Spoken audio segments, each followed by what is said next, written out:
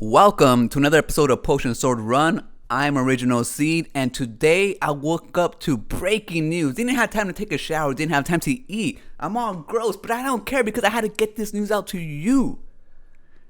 Microsoft has purchased Bethesda.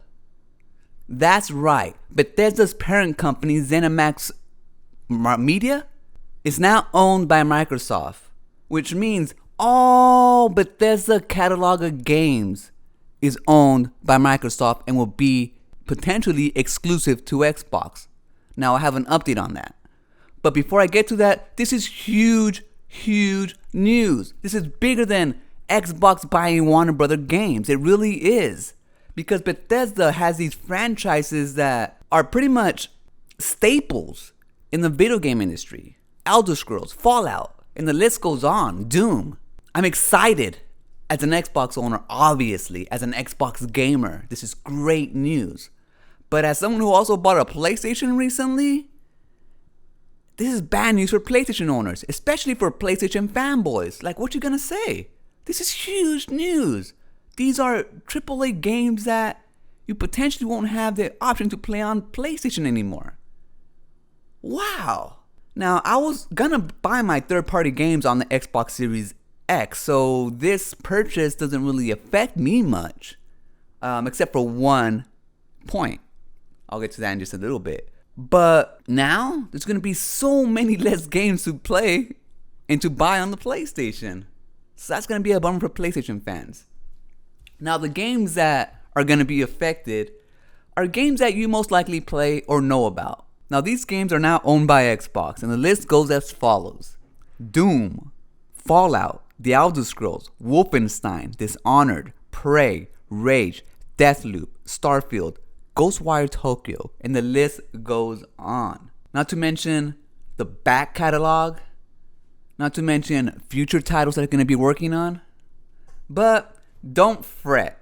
Deathloop and Ghostwire Tokyo will still be exclusive to the PlayStation according to Phil Spencer. They're gonna honor that exclusivity deal between Bethesda and PlayStation, which is a pretty cool deal.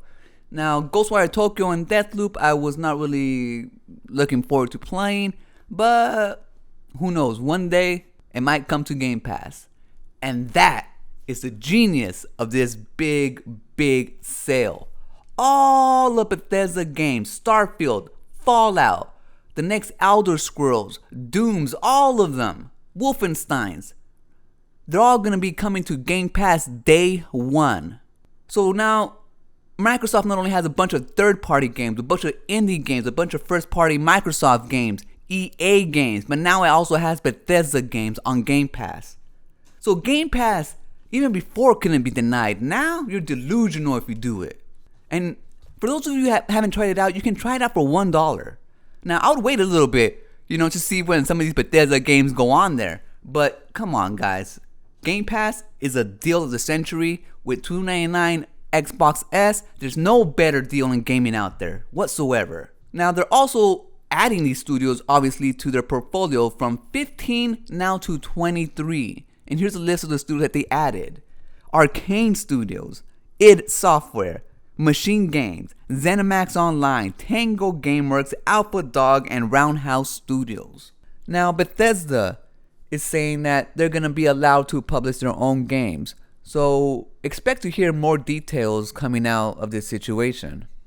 But even though Xbox now owns Bethesda games, other games will be a case-by-case basis, pretty much like what Nintendo and Microsoft are doing right now. Some of Xbox games land on the Switch while others don't. So I expect to see some kind of similar deal between them and PlayStation. I mean, after all, given that games like Fallout and the Elder Scrolls have mass player base on the PlayStation, it would be not necessarily stupid of Microsoft not to put their games on PlayStation, but they would definitely be leaving a lot of money on the table.